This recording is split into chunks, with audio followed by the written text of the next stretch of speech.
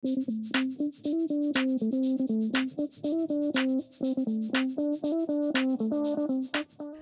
pagi, selamat datang di Ibadah Bahasa Indonesia Gereja ICA Surabaya. Kami senang sekali Anda bergabung dengan kami di pagi hari ini. Baiklah, sebelum kita mulai ibadah pagi ini, berikut adalah informasi penting untuk Anda ketahui. Minggu penyerahan anak akan diadakan kembali pada 5 Februari di ICA West dan ICA East. Di minggu spesial ini bersama kita akan menyerahkan anak-anak kepada Tuhan, juga kita akan berdoa bagi pasangan yang menginginkan kehadiran anak dari Tuhan. Bila Anda atau kerabat Anda ingin mendedikasikan anak Anda di minggu tersebut, segera mendaftar melalui QR Code di layar atau di meja informasi, atau juga bisa kunjungi tautan bit.ly/ICA Baby Dedication. Vision Sunday akan segera tiba. Jangan lewatkan Vision Sunday pada 19 Februari di ICA West dan pada 26 Februari di ICA East. Di hari tersebut, ICA akan membagikan kabar baik tentang apa yang akan ICA lakukan pada tahun 2023, serta kemana arah dan kehendak Tuhan memimpin kita. Catat tanggalnya dan sampai jumpa di Vision Sunday. ICA East akan berpindah ke jadwal ibadah yang baru. Dengan bertambahnya jumlah jemaat, kami menambahkan satu lagi ibadah bahasa Inggris di hari Minggu, hanya untuk ICA East. Mulai tanggal 19 Februari, jam ibadah menjadi pukul 8 pagi untuk ibadah bahasa Indonesia, lalu jam 9.15 dan jam 11 untuk ibadah bahasa Inggris. Jadi bila Anda adalah jemaat yang rutin hadir di ICA East, perhatikan perubahan jam tersebut dan beritahu teman dan kerabat Anda.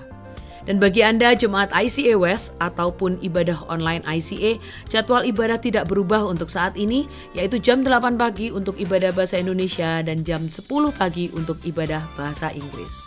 ICA membutuhkan volunteer untuk membantu di beberapa pelayanan service media. Posisi yang membutuhkan meliputi service director, operator sound, lighting, juga LCD untuk pelayanan ibadah hari Minggu. Selain itu, ICA juga membutuhkan pemain musik dan vokalis pria untuk tim penyembahan. Bila Tuhan memberikan Anda talenta atau minat di bidang tersebut, daftar sekarang juga di icsby.com/volunteer.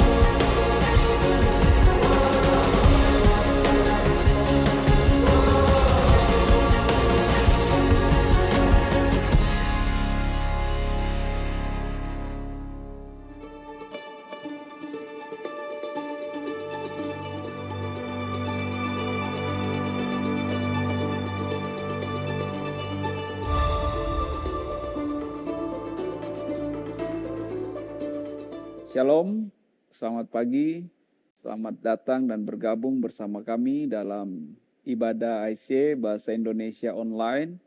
Saya Pastor Roy, salah satu pastor di ICA, dan dalam minggu-minggu ke depan ini kita masih terus berada dalam seri 50 hari menuju transformasi. Dan hari ini kita tiba pada seri tentang mengatasi stres. Dan sebelum kita membaca dan mendengarkan firman Tuhan, saya akan mengajak kita semua untuk berdoa terlebih dahulu. Mari kita berdoa. Kami bersyukur ya Tuhan, Kau baik bagi kami, Kau hadir bersama-sama dengan kami, dan Kau pimpin hati kami saat kami mendengarkan firman-Mu, berbicara bagi kami. Dan Tuhan tolong agar melalui firman-Mu kami dikuatkan, kami dimampukan untuk berjalan dalam pimpinan-Mu. Pegang tangan kami ya Tuhan dan kuatkan hati kami. Terpujilah nama-Mu, kami berdoa dan kami siap membaca, mendengarkan kebenaran firman-Mu. Dalam nama-Mu Yesus kami berdoa dan bersyukur. Amin. Mengatasi stres. Ini adalah judul khotbah di hari ini. Dan teksnya terambil dalam Mazmur 42 ayat 1 sampai yang ke-6. Saya akan bacakan untuk kita.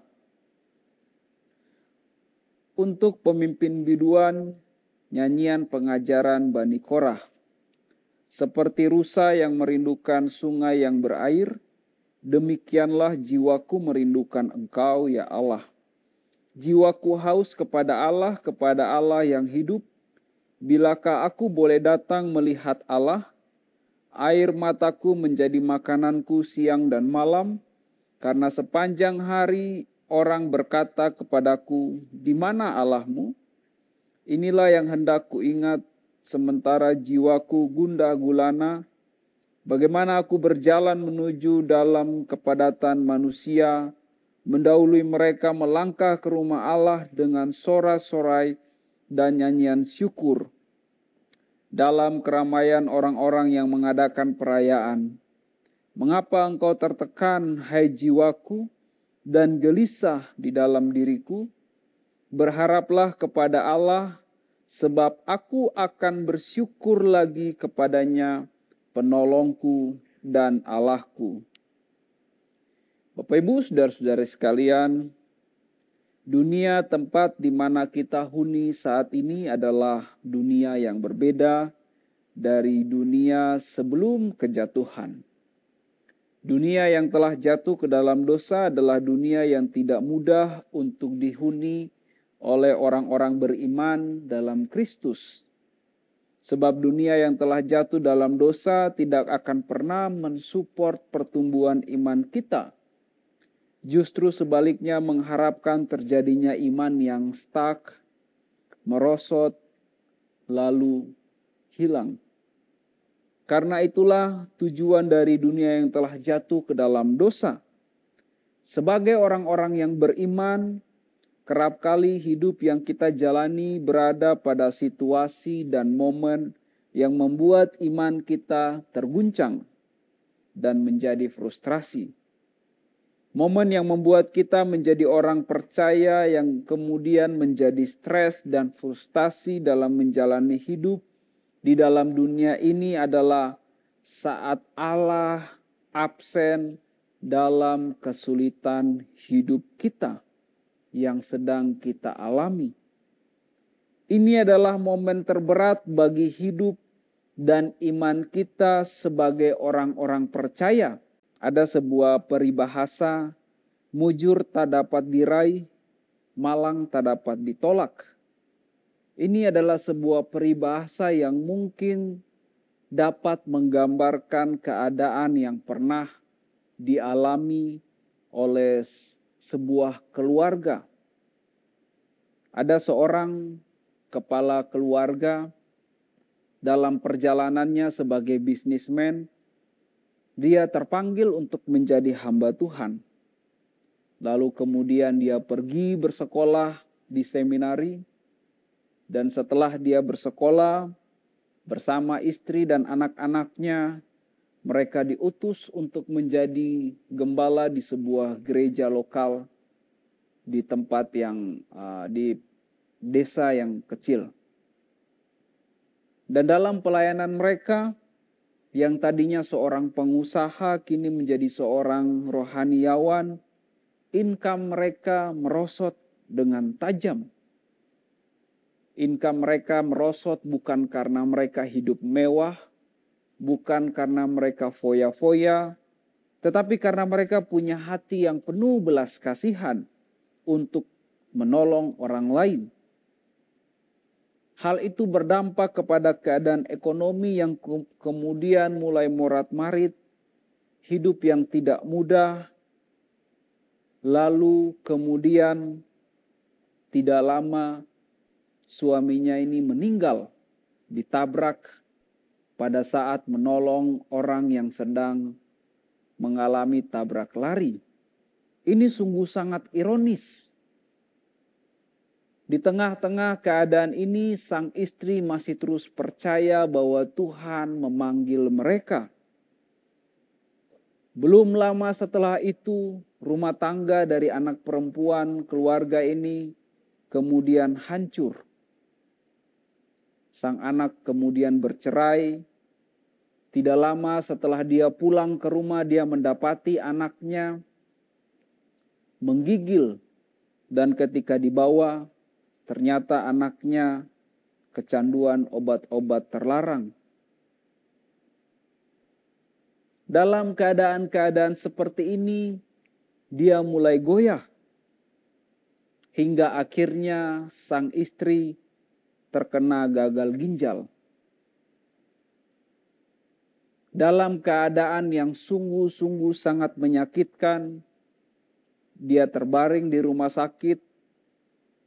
Sang istri tidak lagi memanggil nama Tuhan. Dia menangis dan memanggil nama suaminya yang telah meninggal. Ini merupakan tekanan dari segala sisi, tekanan yang membuat jiwa semakin tidak berdaya. Happy ending?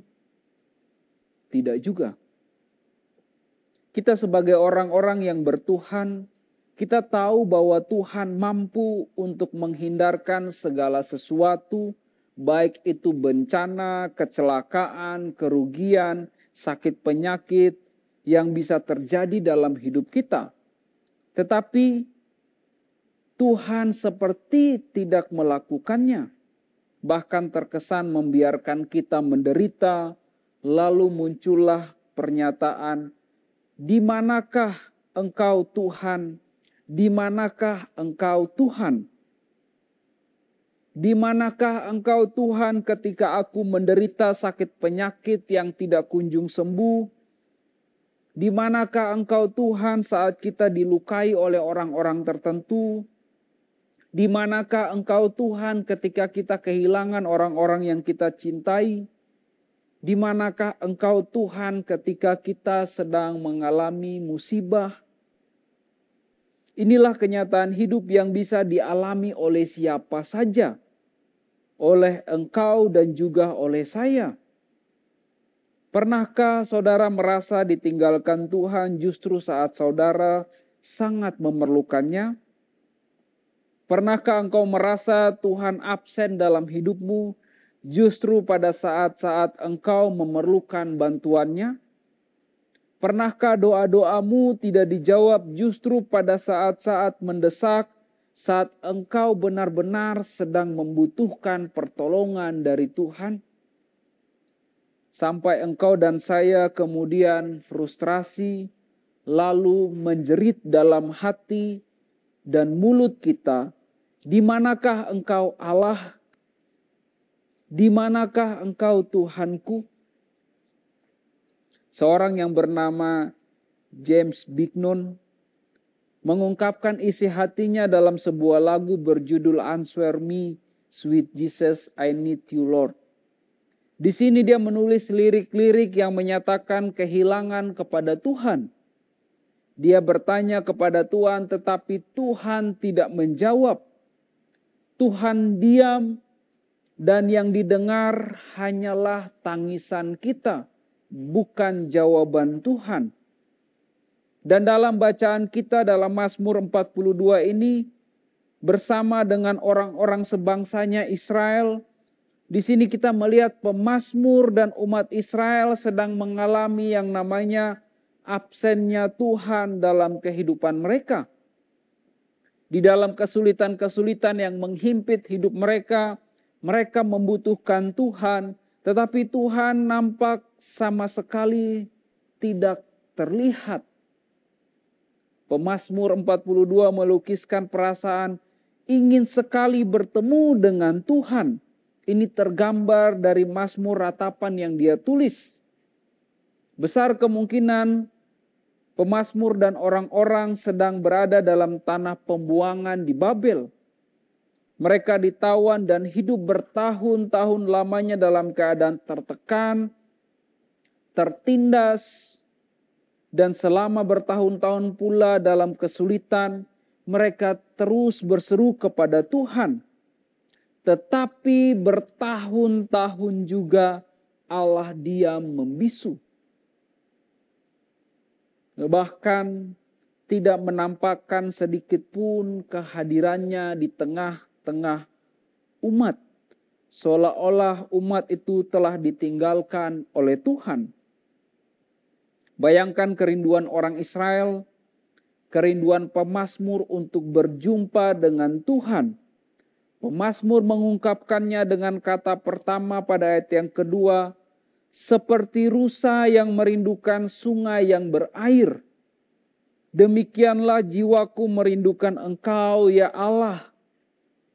Kebanyakan pelukis ketika mengambil rusa sebagai objek lukisannya, pasti akan melukiskan lukisan yang menarik di mata orang-orang. Rusa yang sedang berada di hutan, rumput yang hijau, daun yang rimbun, itu seringkali kita lihat dan sangat familiar. Tetapi berbeda dengan yang dimaksudkan oleh pemazmur 42 ini. Dia menggambarkan seekor rusa yang bukan ada di hutan yang hijau dekat sungai yang mengalir. Tetapi rusa yang digambarkan berada di dalam hutan yang kering karena kemarau panjang. Tidak ada rumput hijau, tidak ada aliran air yang mengalir, tetapi yang ada hanyalah tanah-tanah kering. Dan yang dibutuhkan hanya satu, air. Inilah yang digambarkan oleh pemazmur keadaan jiwanya dengan umat Israel yang kering karena pembuangan di Babel. Kering karena kesulitan yang menghimpit hidup mereka sebagai orang buangan dan membuat mereka menjadi frustrasi. Hingga pemazmur mengungkapkan bahwa mereka rindu untuk bertemu dengan Allah. Ratapan kerinduan akan Allah diungkapkan oleh pemazmur lebih dalam dengan berkata pada ayat yang ketiga, jiwaku haus kepada Allah yang hidup. Bilakah aku boleh datang melihat Allah? Sekaratnya jiwa sang pemazmur dibandingkan dengan Allah yang hidup. Pribadi yang menjadi sumber dari segala kehidupan. Segala makhluk hidup yang ada di dunia ini berasal dari Allah. Termasuk hidupmu dan hidupku. Tanpa Allah, pemazmur menggambarkan kita akan binasa. Di tengah-tengah keadaan seperti itu, ia bertanya kepada Tuhan, bilakah aku boleh datang melihat Allah? Kata bilakah, kapankah, ini menunjukkan suatu masa waktu yang begitu lama kerinduan ini telah ada.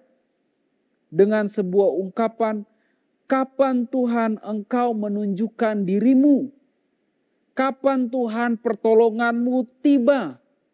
Kapan Tuhan kami mengalami pembebasan dan kebebasan?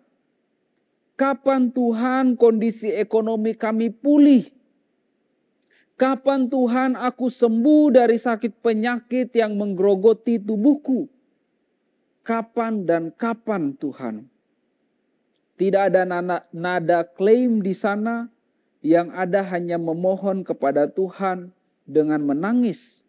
Lalu pemazmur melanjutkan lirik-liriknya dengan permohonan belas kasihan.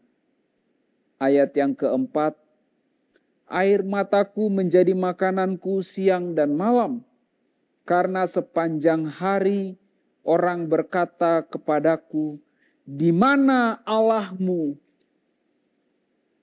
Dalam pembuangan, dalam keterjajahan, tidak heran orang Israel mendapat penghinaan dari orang-orang Babel.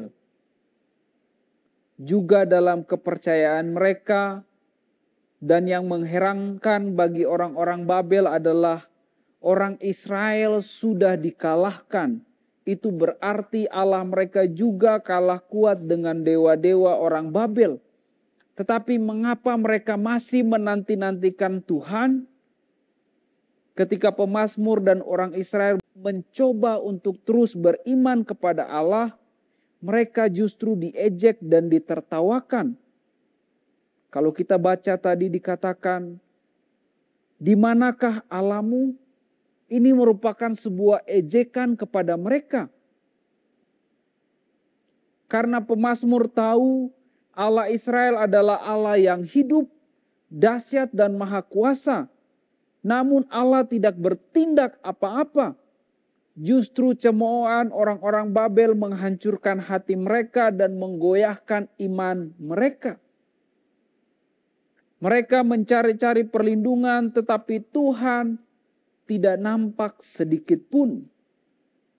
Karena itu pemazmur mengatakan, air mataku menjadi makananku siang dan malam. Sepanjang hari ia berduka dirundung kesedihan. Celakanya Allah pergi entah kemana. Kita bisa memiliki perasaan yang sama dengan pemazmur, mengalami kepahitan terhadap Allah. Karena ketika kita mengalami persoalan, maka perasaan kita merasakan bahwa Ia tidak peduli dan tidak hadir. Di dalam hati kita ada kemarahan, di dalam hati kita ada kejengkelan, frustrasi terhadap Dia yang membuat kita kemudian menjadi stres. Namun mungkin barangkali kita tidak berani mengungkapkan dengan terus terang dalam doa-doa kita. Terlebih lagi menceritakan pada rohaniawan. Barangkali kita akan dianggap tidak sopan dan tidak pantas. Mengungkapkan perasaan kecewa kita kepada Tuhan itu wajar saja. Tidak dilarang. Kita bisa mengungkapkan perasaan kita termasuk perasaan kecewa, perasaan jengkel, frustrasi kepada Allah dengan bebas kepada Tuhan dan tidak dilarang. Mengapa saya katakan demikian? Bukankah hal yang sama juga diungkapkan oleh Daud dalam tulisannya, dalam mazmurnya? Bukankah juga hal yang sama dilakukan oleh Ayub? Bahkan Yesus di atas kayu salib pun mengatakan, Allahku, mengapa engkau meninggalkan aku? Allah panjang sabar, pengasih dan penyayang. Dia bisa merasakan keterpurukan kita, frustrasi kita, kesedihan dan kesepian kita. Bukan suatu yang pantang untuk berdoa dan mengungkapkan kekecewaan kita kepada Tuhan. Bahkan pemazmur juga mempraktekannya. Berapa lama lagi bilakah kami bisa melihat engkau? Ini adalah ungkapan kekesalan, ungkapan yang sudah capek menunggu. Perasaan frustrasi terkandung dalam pernyataan ini. Berapa lama lagi? Berapa lama lagi? Diungkapkan dengan terus terang. Namun jangan cuma meratap dalam kesedihan, kemarahan dan kejengkelan. Pada waktu iman kita mencapai titik terendah. Pemazmur memang mengungkapkan perasaannya kepada Tuhan, tetapi dia tidak berhenti di sana. Setelah dia mengungkapkan imannya yang berada pada titik terendah, dia lalu berbalik, dia lalu mengubah nada ratapan menjadi nada genderang kemenangan. Setelah sekian lama jiwanya terpuruk, mengasihani diri berlarut-larut, lalu dia memutuskan untuk tidak berlama-lama dalam keadaan demikian. Lalu dia mengarahkan pandangannya, imannya ke depan, dan melihat apa yang tidak bisa dilihat secara kasat mata. Dia beriman dalam kegelapan bahwa Allah ada di sana. Karena itu dia berkata pada ayat yang kelima, inilah yang hendak ku ingat, sementara jiwaku gundah gulana, bagaimana aku berjalan maju dalam kepadatan manusia, mendahului mereka melangkah ke rumah Allah dengan suara sorak-sorai dan nyanyian syukur dalam keramaian orang-orang yang mengadakan perayaan. Apa maksudnya? Pemazmur dari keadaan iman yang terpuruk kemudian berubah menjadi seorang yang penuh kemenangan, lalu mengganti nada kesedihan menjadi nada genderang kemenangan. Bagaimana caranya? Apa yang diperbuat pemazmur ini sangat menakjubkan. Dia mengingat perbuatan-perbuatan Tuhan di masa lalu kehidupannya. Karena itu ia berkata, inilah yang hendak aku ingat. Bani Korah adalah seorang pemimpin pujian. Kalau sekarang worship leader. Tiap kali ada festival ibadah di Bait Allah, disitulah Bani Korah memimpin orang-orang Israel naik ke Bukit Sion menuju Bait Allah. Yang berlomba-lomba, kemudian kepadatan manusia, ribuan orang yang ingin masuk ke Bait Allah. Ia ingin menyembah Allah di sana. Dia memimpin orang-orang untuk memuji Tuhan. Lalu di Bait Allah, siapa yang ada di sana? Jelas iman Israel ada Allah di sana. Di ruang maha suci yang sedang menunggu Israel datang untuk bersekutu, memuji dan menyembah Dia. Ada Allah di sana. Tuhan yang mau berjumpa, mengasihi dan merangkul mereka. Itulah yang ada dalam gambaran sang Bani Korah ini. Bukan Tuhan yang lari dan tidak bertanggung jawab atas umatnya. Dia mengingat kenangan itu dalam album kenangan. Atau mungkin album foto kenangan. Kita mungkin orang tua kita punya album kenangan. Entah dari kecil atau sejarah keluarga. Dan di sini Bani Korah memiliki ingatan kenangan bersama Allah. Sekarang ia mengingat kembali memori tentang Tuhan. Dia Tuhan yang baik bagi anak-anaknya. Dia Bapa yang penuh kasih sayang dan perhatian. Dia mengingat masa-masa manis bersama Tuhan. Dan ini penting bagi dia pemazmur. Penting bagi Israel dan juga penting bagi engkau dan saya.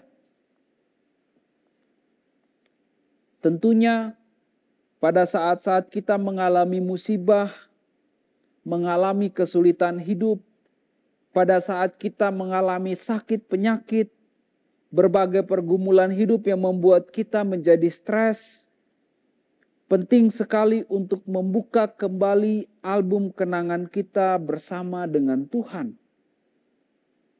Di situ kita akan disadarkan lagi apa yang telah dibuat oleh Tuhan dalam hidup kita. Realitas yang kita alami. Pengalaman-pengalaman bersama Allah akan mengingatkan bahwa Dia Allah yang baik. Dia tidak pernah meninggalkan kita. Mazmur 103 ayat 2 berkata, pujilah Tuhan hai jiwaku, dan janganlah lupakan segala kebaikannya. Jangan lupakan, jangan anggap sepele pengalaman kita bersama Tuhan. Seperti bangsa Israel di padang gurun yang bersungut-sungut, padahal mereka baru saja mengalami mujizat, laut terbelah di depan mata mereka, air keluar dari batu, makan manna, makan puyuh, namun semua itu dilupakan ketika mereka mengalami kesulitan. Dan akhirnya mereka hanya bersungut.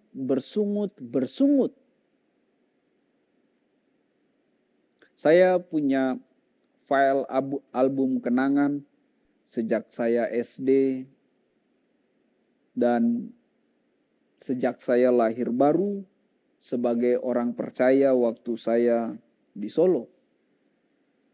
Ketika saya kelas 3 SMP, saya benar-benar memberikan diri saya untuk dibaptis, dan menjadi orang percaya, ada ingatan yang sampai hari ini saya ingat selalu. Saya waktu itu sangat setelah lahir baru, saya tahu bahwa apapun yang kita minta Tuhan akan dengarkan. Dan saat itu permintaan saya yang pertama adalah saya ingin ditelepon oleh papa saya. Karena kami jarang ngobrol dan selama saya di Solo dia tidak pernah telepon. Dan semenjak saya di Solo, saya di Malang, sampai dia meninggal, saya hanya berbicara dengan dia 1 kali. Dan itu terjadi ketika saya berdoa kepada Tuhan. Saya bilang, Tuhan, saya mau agar papa saya telepon karena saya rindu. Tetapi hal yang mengherankan terjadi adalah kemudian dia menelpon saya. Ini doa yang mungkin dianggap receh atau ya orang tua seharusnya telepon anak dan sebagainya. Tetapi saya heran dengan peristiwa itu. Karena bagi saya itu terjadi ketika saya berdoa meminta kepada Tuhan agar ditelepon oleh papa saya. Dan itu satu-satunya peristiwa yang terjadi dan setelah itu dia tidak pernah menelpon saya sampai akhirnya. Itu adalah kenangan saya bersama Tuhan, bagaimana saya pertama kali meminta hal itu kepada Tuhan dan Tuhan menjawab doa saya. Dan saya juga punya album-album foto kenangan yang lain yang saya taruh di file sebuah tempat pemberian apapun yang saya terima. Dan yang menarik, ada salah satunya sebuah gedung sekolah di Surabaya yang saya foto. Karena dari hal foto itu saya tulis, dari sini saya tahu Tuhan panggil saya ke Surabaya. Ada cerita di balik foto sekolah itu. Saat itu kami di Surabaya masih baru bagi kami. Dan saya sudah 1 bulan dan kemudian setelah 1 bulan istri saya datang. Hal yang menarik adalah saat itu kami berdoa kepada Tuhan. Saya bilang, Tuhan, saya mau istri saya ngajar karena dia terpanggil untuk menjadi guru. Dan saya mau dia mengajar di sekolah dekat dengan tempat di mana kami bergereja. Dan 1 bulan kemudian, tidak sampai 1 bulan selesai, istri saya dipanggil karena dia melamar secara online. Dipanggil di sebuah sekolah yang tidak jauh dari sini. Kami tidak tahu di mana sekolah itu, karena kami buta tentang Surabaya.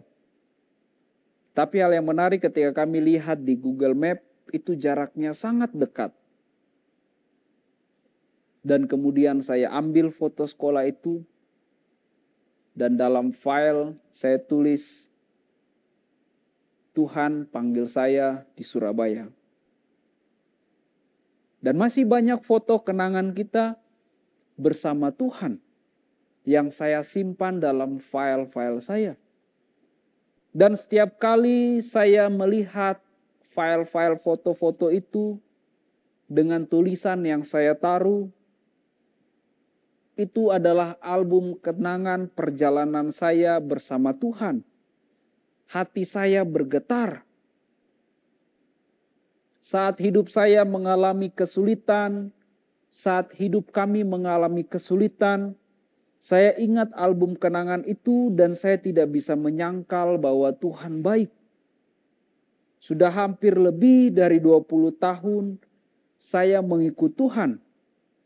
Saya punya banyak album kenangan bersama Tuhan, baik dalam bentuk ingatan maupun sebuah foto yang saya ambil dan saya tulis peristiwa apa yang terjadi. Dan tiap kali melihat album kenangan bersama Tuhan, ada banyak cerita di sana.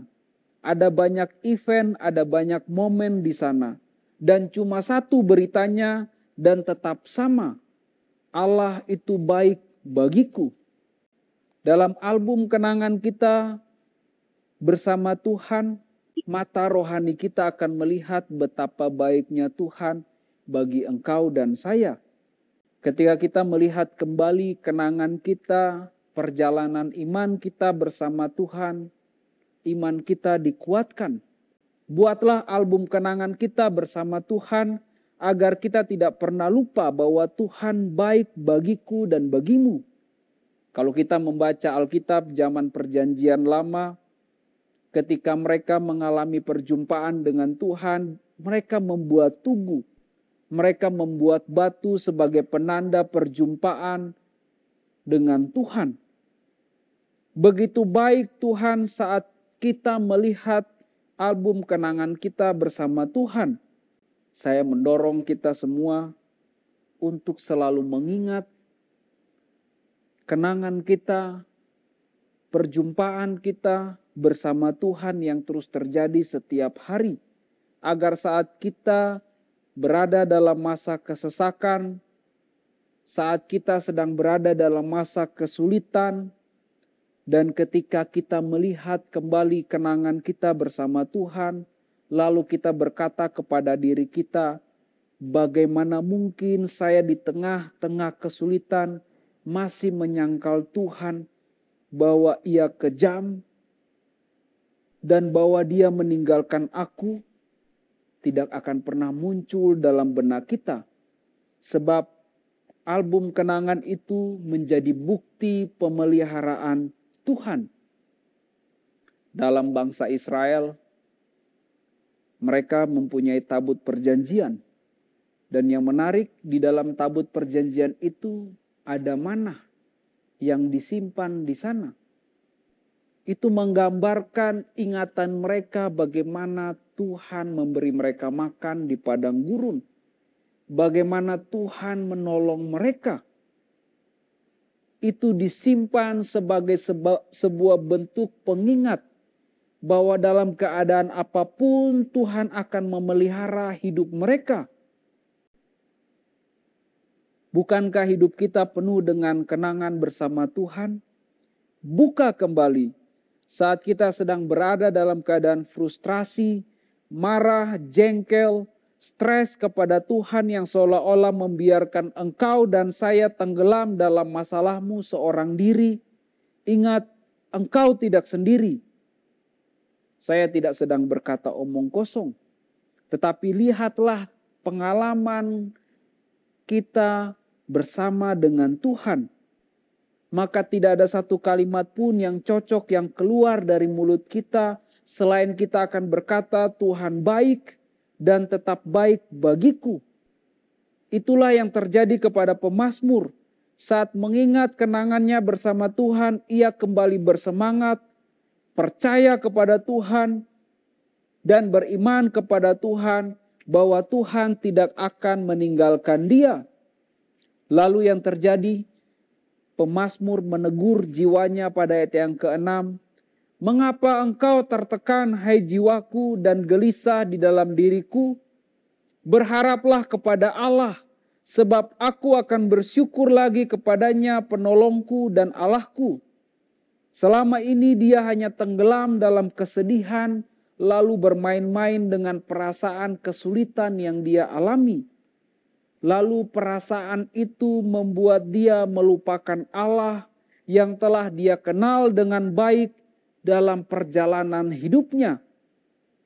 Ketika ingatannya tentang pengalamannya dengan Tuhan kembali, dia menegur, mengapa engkau tertekan hai jiwaku dan gelisah dalam diriku?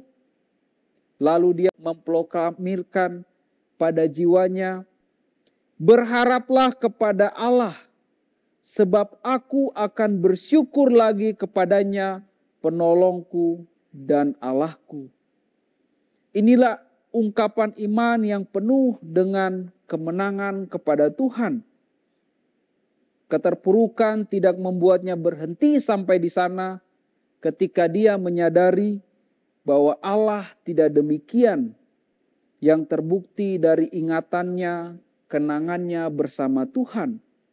Lalu dia berseru lagi kepada Tuhan, "Pengharapanku, Engkau Allahku dan penolongku." Di dalam keadaan seperti apapun yang nampak tidak ada harapan, yang berat, yang membuat kita stres, depresi, Allah tidak pernah meninggalkan kita. Katakan pada diri kita, "Hai jiwaku, mengapa engkau tertekan? Mengapa engkau gelisah? Aku akan berharap kepadanya, penolongku dan Allahku." Tetap berharap kepada Tuhan, kita dikasihi, walaupun untuk sementara kita merasakan seolah-olah Allah absen, namun Dia tetap ada. Dia tetap memegang tanganmu dan tanganku. Tetap pada waktunya kita akan memiliki pengalaman yang baru, dan kemudian itu menjadi ingatan kenangan kita yang akan kita ingat dalam perjalanan bersama Tuhan sebagai pengikut Kristus. Amin. Mari kita berdoa. Kami bersyukur ya Tuhan untuk saat ini. Terima kasih untuk firman-Mu yang datang bagi kami. Engkau tahu Tuhan kesulitan-kesulitan yang kami alami, yang membuat kami goyah, yang membuat kami stres ya Tuhan sebagai orang beriman. Dalam situasi-situasi tertentu kami merasa Engkau absen dalam hidup kami. Kami merasa sendiri ketika mengalami kesulitan. Tetapi melalui firman-Mu yang kami baca, kami diingatkan ya Tuhan, bahwa dalam pengalaman kami sebagai orang percaya, mengiring-Mu, kami memiliki pengalaman yang indah bersama-Mu. Kami pernah melewati masa-masa sulit sebelumnya dan Engkau menolong kami. Engkau mencukupkan kami, Engkau memelihara hidup kami, Engkau menolong kami melewati pergumulan yang berat yang pernah kami alami.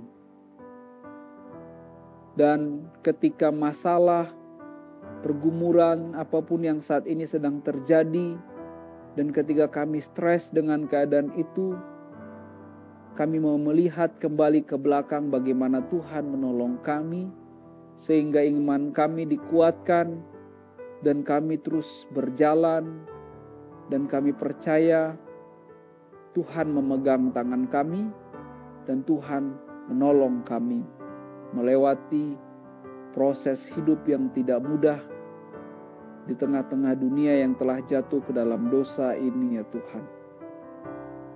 Kuatkan kami dan pimpin kami ya Tuhan. Mari angkat tangan kita di hadapan Tuhan.